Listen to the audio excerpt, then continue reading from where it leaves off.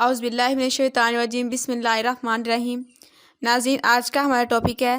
کہ اللہ کی محبت اس کے نبی کریم صلی اللہ علیہ وآلہ وسلم کے اتباع کے بغیر ممکن ہے۔ اے حبیب، آپ فرما دیں اگر تم اللہ سے محبت کرتے ہو تو میری پیروی کرو، تب اللہ تمہیں اپنا محبوب بنا لے گا اور تمہارے لیے تمہارے گناہ معاف فرما دے گا،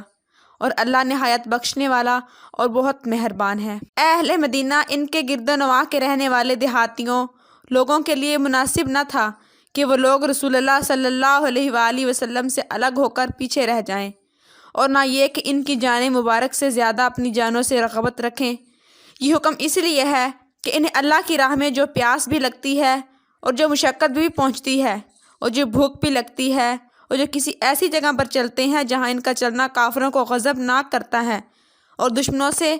جو کچھ بھی پاتے ہیں، خواہ قتل، زخم ہو یا مال غنیمت، مگر یہ کہ ہر ایک بات کے بدلے میں ان کے لیے ایک نیک عمل لکھا جاتا ہے۔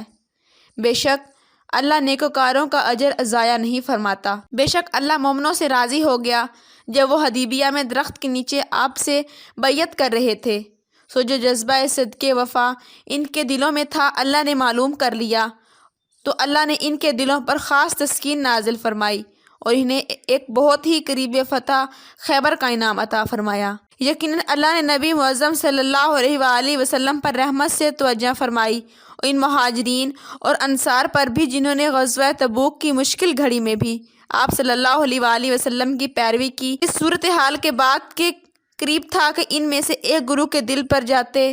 پھر وہ ان پر لطف و رحمت سے متوجہ ہوا۔ بے شک وہ ان پر نہایت شفیق، نہایت مہربان ہے۔ اور ان تینوں شخصوں پر بھی رحمت نظر فرما دی جن کے فیصلے کو مؤخر کیا گیا تھا، یہاں تک کہ جب زمین باوجود کشادگی ان پر تنگ ہو گئی اور خود ان کی جانیں بھی ان پر دوبھر ہو گئیں، انہیں یقین ہو گیا کہ اللہ کے عذاب سے پناہ کا کوئی ٹھکانہ نہیں۔ بحث اس کی طرف رجوع کے تب اللہ اس پر لطف و کرم سے مائل ہوا تاکہ وہ بھی توبہ اور رجوع پر قائم رہیں۔ بے شک اللہ ہی بڑا توبہ قبول فرمانے والا اور نہایت مہربان ہے۔ اور جب اہل ایمان نے کافروں کے لشکر دیکھے تو بول اٹھے کہ یہ ہے جس کا اللہ اور اس کے رسول صلی اللہ علیہ وآلہ وسلم نے ہم سے وعدہ فرمایا تھا، اور اللہ اور اس کے رسول صلی اللہ علیہ وآلہ وسلم نے سچ فرمایا ہے۔ سو اس منظر سے ان کے ایمان اور اطاعت گزاری میں اضافہ ہی ہوا۔ مومنوں میں سے بہت سے مردوں نے وہ بات سچ کر دکھائی جس پر انہوں نے اللہ سے عہد کیا تھا، بس ان میں سے کوئی تو شہادت پا کر اپنی نظر پوری کر چکا ہے اور ان میں سے کوئی اپنی باری کا انتظار کر رہا ہے، مگر انہوں نے اپنے عہد میں ذرا بھی تبدیلی نہیں کی۔ بے شک اللہ مومنوں سے راضی ہو گیا جب وہ حدیبیہ میں درخت کے نیچے آپ سے بیعت کر رہے تھے، تو جذبہ صدقے وفا جو ان کے دلوں میں تھا اللہ نے معلوم کر لیا، تو اللہ ان کے دلوں پر خاص تسکین نازل فرمائی اور انہیں ایک بہت ہی قریب فتح خیبر کا انعام عطا فرمایا۔ اے مسلمانوں، اسی طرح ہم نے تمہیں اعتدال والی بہتر امت بنایا تاکہ تم لوگوں پر گواہ بنو اور تمہارا یہ برگزیدہ رسول صلی اللہ علیہ وآلہ وسلم تم پر گواہ ہو۔ اور آپ پہلے جس قبلہ پر تھے ہم نے صرف اس لیے مقرر کیا تھا کہ ہم پر پرکھ کر ظاہر کر دیں کہ کون ہمارے رسول صلی اللہ علیہ وآلہ وسلم کی پیروی کرتا ہے اور کون اپنے الٹے پاؤں پھر جاتا ہے۔ بے شک یہ قبلے کا بدلنا بڑی بھاری بات تھی، مگر ان پر نہیں جنہیں اللہ نے ہدایت اور معرفت سے نوازا، اور یہ اللہ کی شان نہیں کہ تمہارا ایمان یوں ہی ضائع کر دے۔ بے شک اللہ لوگوں پر بڑی شفقت فرمانے والا ہے۔ اے ایمان والو، جب بھی رسول صلی اللہ علیہ وآلہ وسلم تمہیں کسی کام کے لیے بلائیں جو تمہیں جادوانی زندگی عطا کرتا ہے، تو اللہ، رسول صلی اللہ علیہ وآلہ وسلم دونوں کی طرف فرما برداری کے ساتھ جواب دیتے ہوئے فوراً حاضر ہو جایا کرو، اور جان لو کہ اللہ آدمی اور اس کے قلب کے درمیان شان قربت خاصہ کے ساتھ حائل ہو جاتا ہے، اور یہ کہ تم سب بالآخر اسی کی طرف جمع کیے جاؤ گے۔ یہ وہ لوگ ہیں جن